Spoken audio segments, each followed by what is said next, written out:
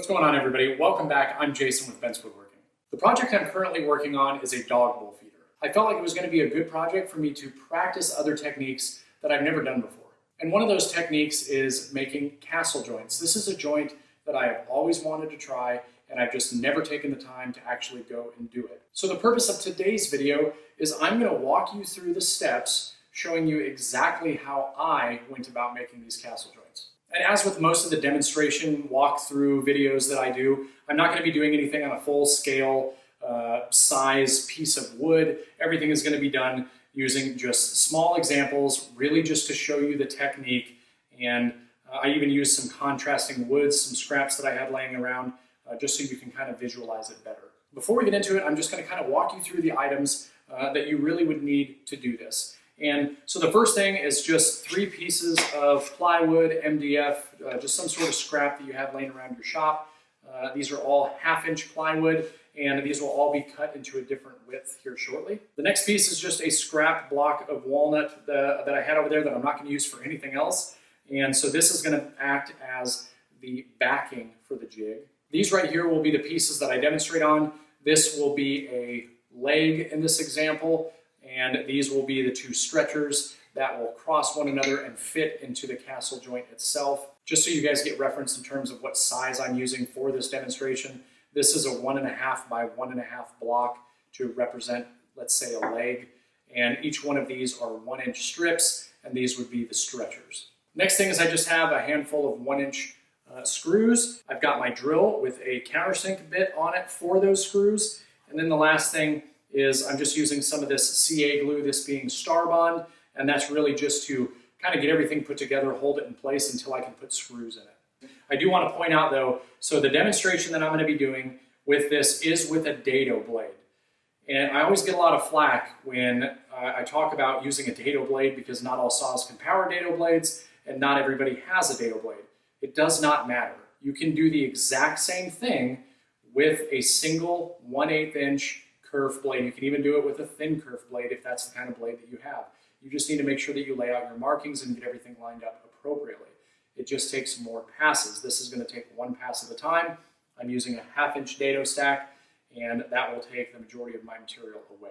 All right, we're going to go ahead and get into starting to set up this jig. So just so you guys know, I swapped the dado blade with the single 1/8-inch curve standard blade just because I will have to cut these down to size, and then I'll go back and switch those over.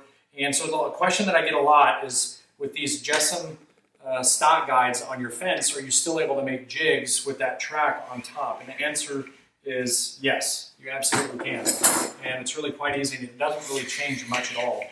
So that track itself is just barely above the top of this, but it doesn't matter. This is now the flat reference surface that my top piece is going to be on. So the first thing that I did is I measured the width of my fence, and the width of my fence is 4 inches. And so the first piece of plywood that I need to cut is going to be 4 inches. I'm going to take my first piece of plywood and I'm going to make my first cut. This will be the piece that goes on top. Now I've cut that first piece, and what I'm doing here is I wanted to check and make sure that that piece was what it needed to be.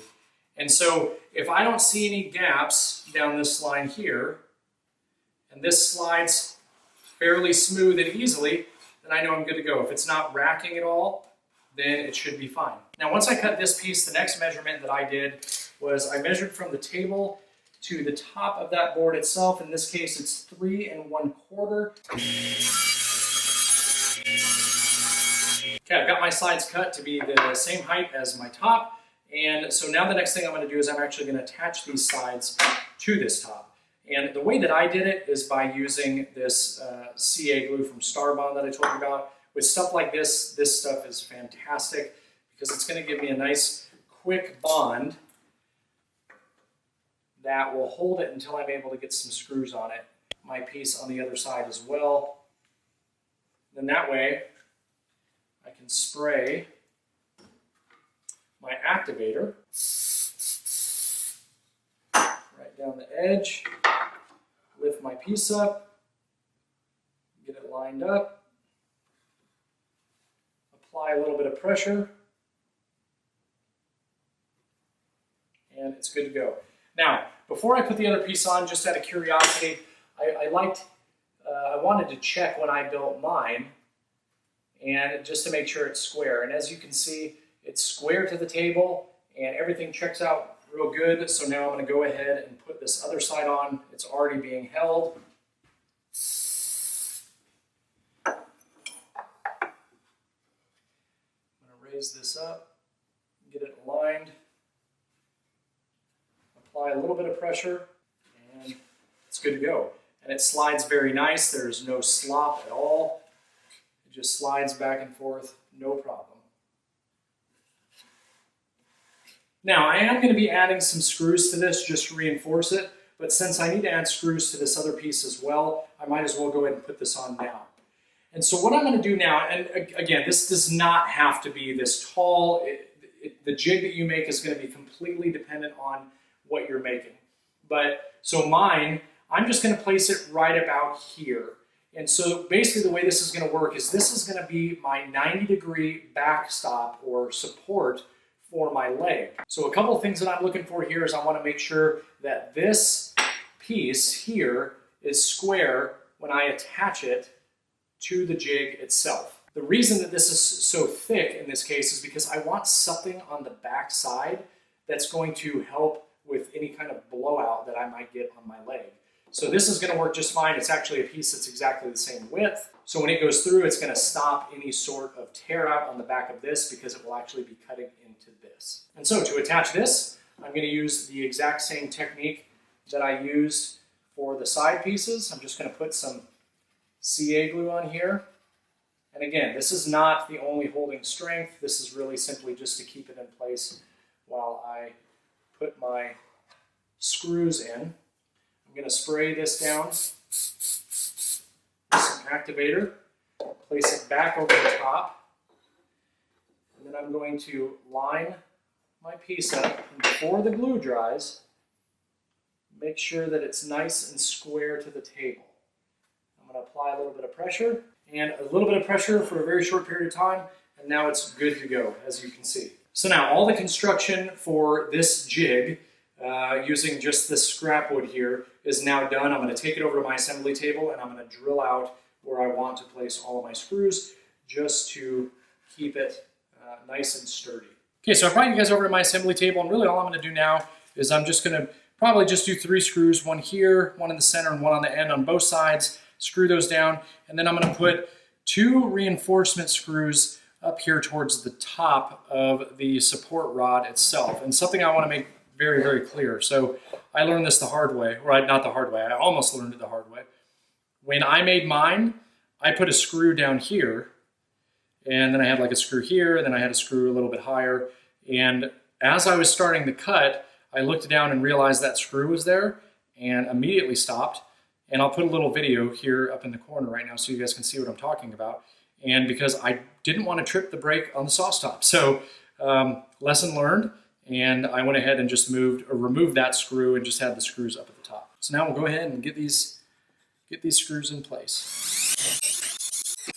The screws for this are going to have to be a little bit longer, so I went with 1 1/4 inch. And I'm going to try to get as close to the top as I possibly can, just to give me more clearance on the blade. In this scenario or this demonstration video, it's not going to make any difference because I'm not going to raise the blade up high enough. Now once I've got all my screws in, everything's good to go, and we can actually take this back over to the table saw now, and I will show you how I go about making the cuts. Okay, so now I'm back over at the table saw. I've got my jig set up, and I want to talk about something real quick, because the way I made this one is slightly different from the way that I made the one for my project. The one I made for my project, exact same principles.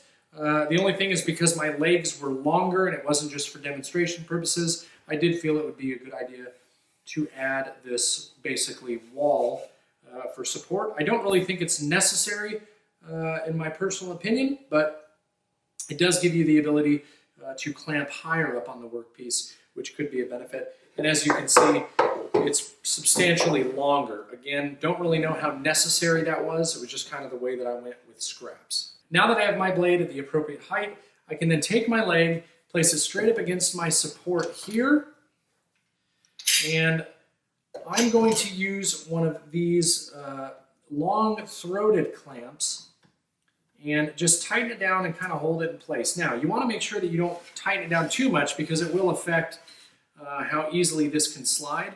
But as you can see, it's in there nice and secure. I've got it pinching on the top board itself, and so now everything's ready to go. And so how am I going to determine where the center is? So I'm just going to butt right up against that blade, and I'm going to look at my measurement down on my table saw. This is a 1/2 inch dado, 1.5 inch wide board. I know that I need to come over 1 inch to be fully centered. So I'll pull this back, put it on the correct setting, 1 inch over, lock it down, push it forward, and it looks like everything is nice and centered. So I'm going to go ahead and make the first cut and go from there. Okay, so now I've made the first cut. Go ahead and loosen my clamp. I'm simply going to turn it clockwise, place my clamp back on, apply slight pressure, make sure that it's locked in, nice and secure, still slides smooth, make my second cut. All right, so as you can see, I've got a nice, even 1 inch depth cut. And if I want to check it, I can actually take one of my stretchers and I can place it in there, and it's pretty close to being perfectly flush. In a perfect world, you'd probably want to raise the blade up ever so slightly, but it's going to go ahead and work for this demonstration. So now the next thing to do is to go ahead and cut the groove on these two pieces. And so let's talk about that real quick. So these two pieces right here are 1 inch. Okay, the goal is to get these pieces to fit like this. So in order to do that, I'm going to cut a 1/2 inch notch on each one, and you can actually do this at the same time using a miter gauge. I can simply place the two, one right behind the other, make sure that my blade is raised to a 1/2 inch, make the cut, and then I should be able to do a test fit, and we'll get everything put together, and you guys can see the finished result. So what you see me doing here is I'm going to take my pocket rule, and I'm going to mark where 1/2 inch is, right? And really all I'm doing is I'm just putting a dot there. Then I'm going to take this, and I'm just going to scribe that line, just so I know how high I need to raise my blade. And so there's a couple of things you can do. I can use the piece of wood to raise the blade, either to the line. I know that my thickness of this is a 1/2 inch. I can also raise the blade this way, or I can go ahead and use my pocket rule. Just to do something different, I'm going to go ahead and use the piece of wood itself. And once I'm satisfied with the height of the blade, then I'm going to go ahead and lock it down.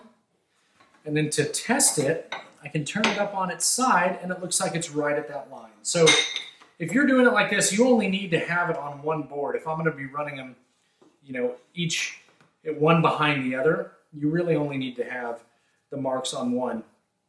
And also, so the distance from the end to here, what I did, based on the recommendation of a friend of mine, he said, leave these longer because you can always trim them back after the fact, which is what I did. Because if you make these real short, they're very brittle and they can break off easily. So that was a really good tip from my buddy Brad from the Naughty Log, and I just wanted to share that with you guys. I don't have any specific distance that I'm doing. I just want to kind of leave some overhang so you guys can see. I'm going to hold these two pieces together. I'm going to push them through, get my 1/2 inch, then we'll do a quick test fit. So what I'm looking for during this test fit, I'm not really concerned with blowout because all of this is going to be covered by the joint itself.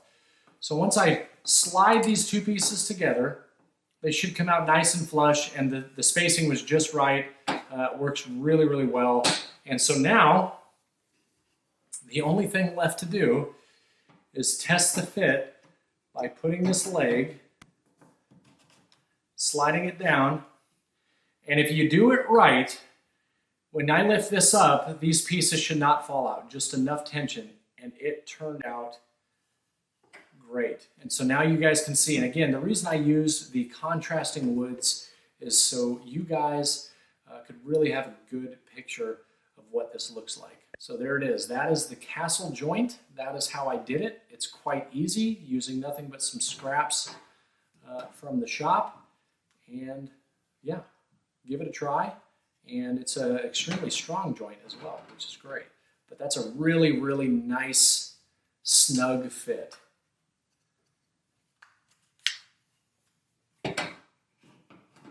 That's all there is to it. Okay, so that's going to do it for this video. I hope that you found that instruction on doing the castle joints very helpful and very easy. Literally all I used was scraps from my shop and created this jig that makes a really, really cool, interesting joint and a very strong joint. And it's definitely a joint that I will be using a lot in the future. As I always do, everybody, I will leave affiliate links to any of the products that I talked about or used in this video, should you want to find more information out about those products or purchase them for yourself. Thank you so much for watching, everybody. I really appreciate it. And thank you for all of your continued support. And until next time, get out in the shop, try something new, and I'll see you in the next video.